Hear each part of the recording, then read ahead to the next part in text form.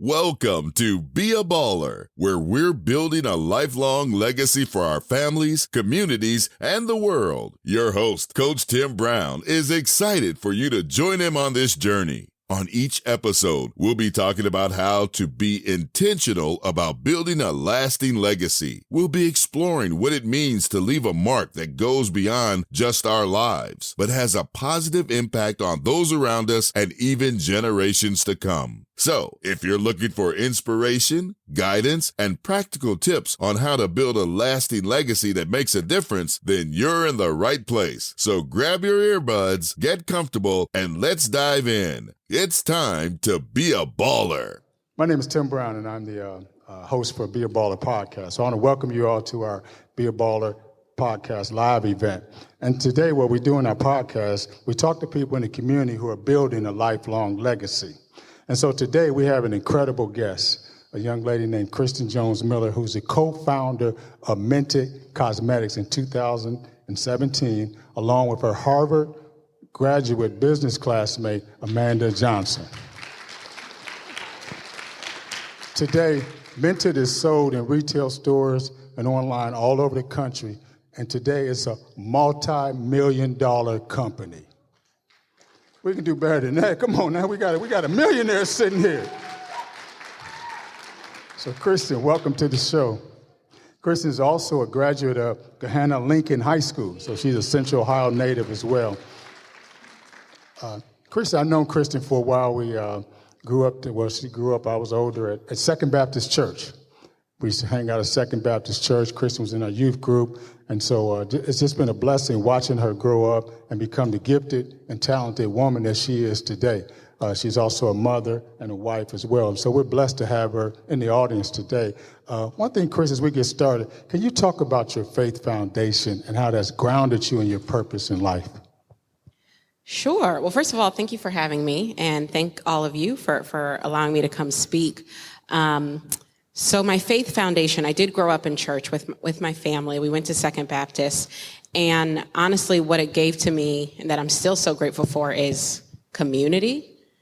I think regardless of your faith, right, or regardless of if it's something you continue to practice as you age, having a community when you're young, and having people older than you who you can look up to and say, oh, wow, this person is a doctor, this person is a lawyer, this person is a reverend, this person is an accountant, whatever it might be. Seeing all of those models, I think, helped shape me into believing I really could do whatever I wanted to do, even if that thing I wanted to do was some far-off entrepreneurship goal. That didn't feel too out of reach to me because I had so many people in my community at my church doing so many different things. So that was one of the things that was really so helpful for me growing up. Thank you.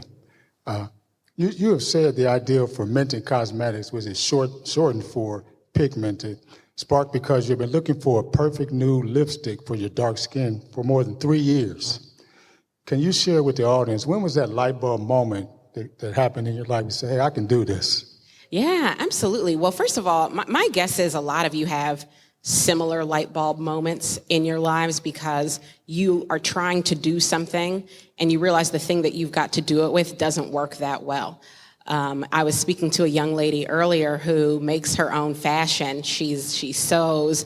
She's from Gahanna Lincoln, and she makes her own dresses. And my guess is part of the reason that she started making, and you can tell me if I'm wrong, her own dresses is because she realized a lot of the things in stores didn't fit her the way that she wanted them to, maybe didn't have the fashion, the design that she wanted it to. And she said, I can fix that. I don't have to wait for someone else to do it for me. I can do it for myself. Similarly, for Mented Cosmetics, my brand, my co-founder and I, we could not find lip colors that we felt looked good on our skin. She and I are both darker skinned African-American women, and particularly nude lip colors. So nude and neutral being your, something that looks good or complements your skin tone, your lip tone. And so we kept finding that people wanted us to wear these beiges and these pale pinks. And in order to make it look nude, they told us we had to mix it with a brown lip liner and a gloss and a balm and 4 other different things. By the time you've done all that, first of all, it's taken you 10 minutes to put on a lip. Second of all, that's going to separate throughout the day. I don't want to have to wear 4 different lip colors to achieve the shade that I want. And we just thought, that's silly. Why, if I'm pale, do I get a range of nude lip colors for me, a bajillion different types of pinks and beiges? But if I'm brown skin, I've got to put in all this extra work and try to make what's available work for me. We didn't think that was right. So we said, how hard can it be to make a nude lip color that looks good on us? And we bought the necessary ingredients. We bought the colorants, we bought the micas, we bought the molds, we bought the oil and the wax, and we actually started making lipstick on our own in our apartments. We lived in New York at the time, in Harlem. We started making it on our own and realized, it's not that hard. You just have to want to do it. It's not rocket science. We're talking about lipstick. You just have to want to make shades that will work for people who look like us. And we did, and the shades that we developed literally in our apartments in Harlem, this would have been 2015 or so, are still top selling shades for us today. So we had to want to do it. You kind of glossed over that, but can you talk about sitting in an apartment, watching YouTube channels, and how long did you do it? Was it just one time you had the right formula? What was it? Talk about that experience. Yeah, well, so you mentioned YouTube. We did learn how to make lipstick on YouTube, and I am a firm believer you can learn anything on YouTube, anything your little heart desires, right? So don't ever let the fact that there's something you don't know how to do stop you, because someone has done it and they have almost certainly also filmed themselves doing it. So that's, something that I learned and took with me. But yeah, we watched a bunch of videos, and then we said, okay, let's try it. And this was weeks and weeks and weeks and weeks of kind of perfecting the formula that we thought would work well for us, and then perfecting the shades. And then after we had a set of shades, our first 6 shades that we wanted to launch with, we started testing them on people. We didn't just say, okay, well, you and I like them, let's go to market. We said, all right, well, let's start testing them on other people.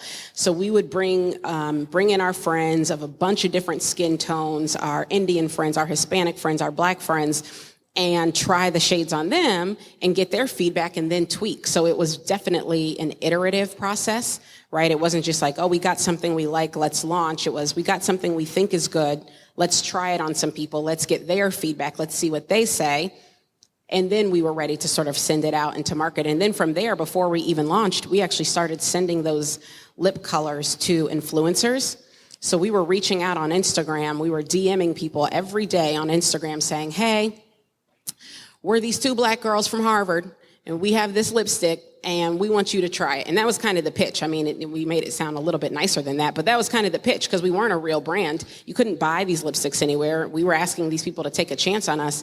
Let us send you our homemade lipsticks, and if you like them and you wear them, post them for us. And a lot of influencers started doing this. So before you could even purchase the lipsticks, we had people on Instagram wearing our product and showing it off and saying, I just got sent these lipsticks. And this started happening before we even had a name for the brand. So then it was like, oh snaps, now they want to tag us. But we don't have a name, and we don't have anything to tag. So we quickly thought of a name, and Minted, as you mentioned, is short for pigmented. We thought of a name, we got our tag on Instagram, our handle on Instagram, so that people could tag us. But then it was, okay, people are looking and people want the product, but they can't buy it.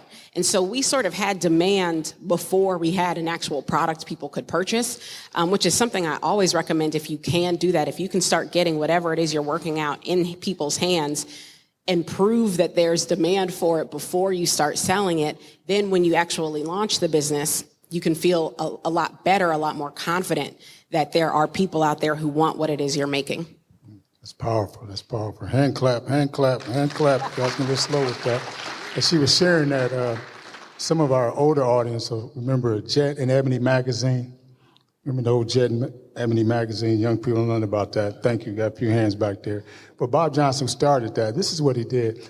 He went to a store, went to a grocery store. He said, just take a chance on this man. Let me put it on the rack and see if it sells. So what he did, he took him to the rack, put him on a stand, and he had all his friends go in and buy him. He had all his friends go in and buy him. And so he comes back, oh, this is empty. And the store owners think, oh, this is great, all these sales. So he brought some more, had more friends go in and buy them out. Basically, they sold out. So what happened was he piqued them with what Kristen is saying. If you have an idea, you just got to put it out there. You just got to put it out there. And here's living proof of what happens when you really believe in what you're doing, and there's a need and there's a demand. Now, there's another side to this as well that I want Kristen to share about, and that's the financial side.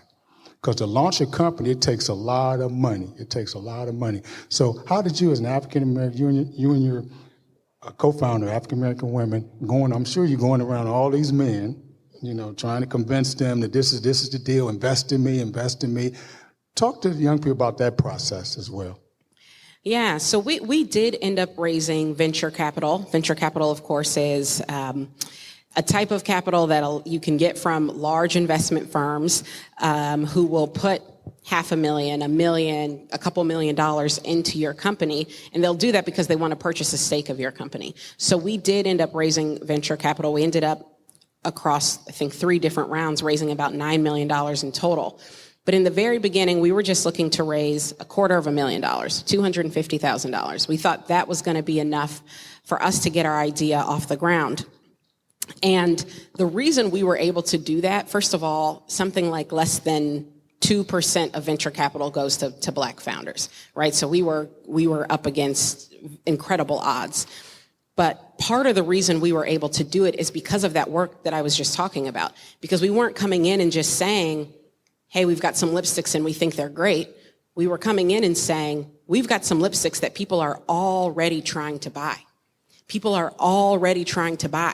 Before we had a brand name, they were looking for it. Once we had a brand name, but we didn't have a shop, people were trying to buy it. People were buzzing, influencers were talking about it. And that made investors say, okay, well, there's really something here. Because before they even were able to sell the lipsticks, people were wanting to buy the lipsticks. And that gave them a bit more confidence and willingness to invest in us. But it was extremely difficult. And, I don't always advise young founders to try and raise money only because it is such a difficult thing to do. But I will say if that is a path that you want to go down, then the most important thing is being able to walk into the room and say, there's already demand for my product. People have already shown me that they want to purchase it. That's going to speak volumes well and far beyond what you can just say about the idea that you have. So if you do want to go down that path, that is something that we had going for us. But I pitched at least 70, 80 investors before I got my first yes. And my first yes was a woman who wrote us a $50,000 check. But I had pitched dozens and dozens and dozens of people before I got to that yes. So that's what I'll say about that. But if you're not looking to raise outside capital to in order to launch your business, you can still launch your business. That just means you're going to grow it bootstrapped, as they say. So you're going to do what we did before we raised capital. We used our own money to make our lipsticks and to start shipping those lipsticks out to influencers. We used our own money to do that. And we could have also used our own money to buy the domain, mintedcosmetics.com, and used our own money to start shipping that way as well. So you can do it. A lot of times what you need outside capital for is to grow more quickly. But it is possible to do it if you're, savvy and you save. It is possible to do it without raising outside capital. Good. That's a good word. I know that as we're talking, I know how important mentorship and investing in the next generation of entrepreneurs is so important to you. And you kind of alluded to that because of the fact how hard it was for you. To get in. I know now you're an angel investor and giving back. Can you talk to these young people why that's so important to you? Mentorship and giving back. Yeah. So mentorship is incredibly important to me because I know what it did for me. I know what it meant to have people like Deacon Brown in my life who were willing to pour into me and were willing to answer my questions, were willing to sit with me. Willing to take time out of their busy schedules to mentor me. I know what that meant for me. So that's why I like to pay it forward. But I will say, and I think this is incredibly important, people will rarely just step up to mentor you. That sometimes that will happen. Sometimes someone will see you and be like, let me be your mentor. But that's rare. Typically what happens is you have to be the person when you meet someone who you think can pour into you, and you have to say, I would love to learn from you. And then you have to make it easy for them to pour into you. So by that, I mean, don't say, I would love to learn from you, and then ghost them. Don't say, I would love to learn from you, but say, but only if you can come meet me at my school on these days between these hours. Why would I go out of my way to do that? You want something from me. Right? So the best mentorship relationships I have been people who have made it very easy for me to mentor them. They've said, what's your schedule? When can you meet? Let's do virtual. Let's put these times on the calendar, right? Like, so I have a daughter. Weekend days, I'm with my child. I rarely am going to leave her to come do whatever the thing is unless I can bring her. So that means the best time for me to meet with someone is actually weekdays when I can find 30-minute pockets in my workday.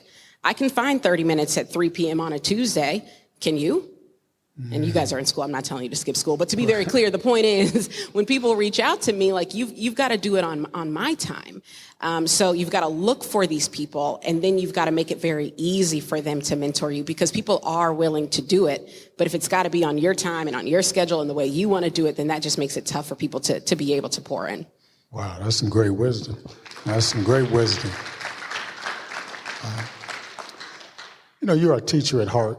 Being a lecturer at Yale University, and then at your alma mater, Harvard, and now you're actually a full-time professor at The Ohio State University. I am a professor at The Ohio State University, yes. And I don't think you all missed that, how big that is. We're talking about The Ohio State University, and this young lady is a full-time professor at The Ohio State University. That deserves a bigger hand clap than that. So you come back full circle to Buckeye Land, full-time professor. How does it feel being on the other side now? You're a student at one time. Yeah. Now you are the teacher. How does that feel? I love to teach. I really, really do. It is something that brings me a lot of joy. And the reason I love to do it is because I love when I'm watching sort of an unlock happen, when someone's listening and understanding and saying like, oh, you can kind of see the light bulb go off. And I just know, and I teach business, so I teach at the Fisher College of Business. Before that, I taught at Yale School of Management. I think business should feel far more accessible to far more people. And so helping it feel accessible and tangible to students is just something I'm quite passionate about. Good. I also read where you wanted to teach because you wanted to be that teacher you didn't have. That there were certain things so talk to the audience about if I signed up for your class, what kind of teacher are you? Give me a 1,000-page paper to do, you all this homework. What kind of teacher are you?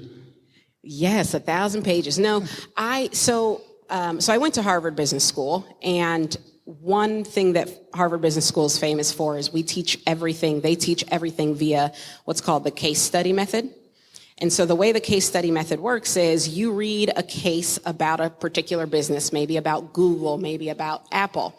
But then when you get in the classroom, the whole class session is a discussion. And so the theory is that the professor is essentially guiding the learning, but every single student in class is helping teach because everybody has read the case and everybody is bringing their experience to the case. So before I got to Harvard Business School, I was working in retail. I was a buyer for several years. So I might be reading about Apple. I've never worked in tech, but something about my experience in retail is going to be relevant to the case. So I'm going to raise my hand and I'm going to say what I think based on my experience. That's how every single class at Harvard Business School is taught. And I found it to be very impactful because what you learn more than anything in that method is you learn how to be persuasive. You learn how to be compelling. You learn how to think when someone challenges you and says, I disagree with that and here's why. You learn how to take that information in, digest it, and come back with a counterpoint. All of these things are so important in business, and so I have taken that method, and that's really how I teach my class at Ohio State. That's how I taught my class at Yale, because I believe every single person in the room can contribute, and I think one of the most important things in business is being able to persuasively and compellingly make your point, whatever that point is. And so I actually put a lot of stock in participation, more than papers, more than exams. are you capable of participating in my class is something I care a great deal about. That's good. That's good. For the young entrepreneurs in the audience, or just for young people, period, what advice, words of encouragement would you give to them to pursue their dream? This whole day is about my vision plan. It's about creating that vision. What advice would you give to a young person to have this vision, to be able to pursue it? Yeah, I would say my number one piece of advice is I consider myself to be a lifelong student. I am always learning, and I'm always excited to be learning. It's actually one of the things I like about teaching. I'm always having to learn and to read whatever the case study is or the text is before I can go teach it, which means I get to learn it again. And I think if you can approach whatever it is you're doing with that sort of learning mindset and that curiosity, then regardless of what it is you have on your vision plan, and you should make a vision plan, you keep yourself open for additional opportunities. So an example I'll give is, I don't know if any of you are on TikTok, but I spend a lot of time on TikTok. And I've built a following over there of about 300,000 people. And I was able to do that. Oh, thank you. I need to join. But I was able to do that because I stayed curious. And so when I got on TikTok with the rest of the world in 2020 during the pandemic, you guys probably preceded that because you know more. But I didn't get on TikTok until 2020. And I got on it, and at first it just was like, okay, this is a fun way to waste time, frankly. But eventually it became a fun way to learn things and to discover new things. And I thought, what if I started using TikTok and posting, one, about my business to bring more awareness to my business, but also because there are things that I've learned. I've learned about business. I've learned about marketing. I've learned about all of these different things. What if I start chronicling that on this channel simply because I was curious what would happen? And what's happened is I've now opened up a whole nother career avenue for myself because I make a significant amount of money via TikTok, but that also got me thinking, well, what about longer form content? Now I post on YouTube. Now that's become an income channel for me. Then I started thinking about, well, what about written form of content? I started a Substack. Now that's a revenue channel for me. So just because I was curious years ago about this platform, it has now opened up a whole nother income channel for me as a content creator because I approached it from the perspective of, oh, I'm learning something here. That's interesting to me. So I would say stay curious, have a vision plan. Yes, absolutely. I think that's so important. But never feel so tied to the vision that you aren't able to look up and ask questions and think, oh, that's interesting. What's going on over there? Because you don't know what it might open up for you. Boy, that's good. You know, this is a legacy podcast. So what does the word legacy mean to you, first off? And then what is the legacy you're building through your company, Minted? Yeah, legacy took on new meaning for me once I did have my daughter. I see pretty much everything through her eyes now. I look at this world, the politics of this world, the president of this country. I look at everything and think about, like, what is this going to mean for her? And I think by extension, what is this going to mean for the generation coming after me? So to me, legacy is about leaving something better than you found it and creating something that is going to be useful and helpful to my child and to the generation coming after me, to the extent that I'm able to say that I've done that more broadly, but certainly done that with my business as well. That's very meaningful to me. And so when I think about it in the context of Minted, you know, the fact that, so my daughter loves to play with makeup. She's 3. She'll be 4 in a couple of months. One of her favorite things to do is to bring out my makeup bag and for us to sit down and play with makeup. And one thing that I can say for her that my mom would not have been able to say for me is that every single product she is pulling out of that makeup bag was made with her in mind. It is not something that she has to, mix around and try and figure out. It was made with her in mind.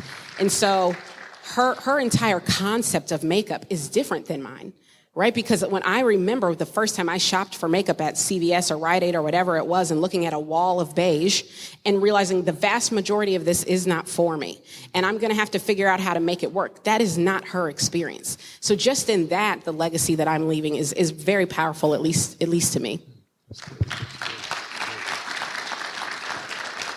Well, Chris, this brings us to the end of this episode. I want to thank our special guest, Kristen Jones, co-founder of Minted Cosmetics, I want to thank you for sharing your inspiring story. I also want to thank you for building a legacy and not just talking about helping the generation, because she's not just talking, but actually being committed to invest in time, talent, and treasure, which is money, into you all. So, Kristen, thanks for being a guest on Be a Baller podcast.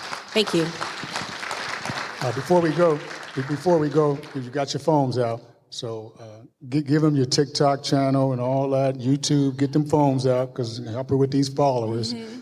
Go ahead, give it to them. I keep most of my content high school friendly, so it's I am _KJ Miller. That's my TikTok, and for YouTube, it's just I am KJ Miller. All right. Thank good. you guys all right, very thank much. you, thank you, Kristen, for your time. If you've enjoyed this episode, please share it with family and friends. The Be a Baller podcast is available on all major podcast platforms. This podcast was created by Coach Tim Brown and recorded and edited by the video production class of Worthington Christian High School. Be sure to come back next week as we continue to discuss on how to build a lifelong legacy. Until then, don't forget to be a baller.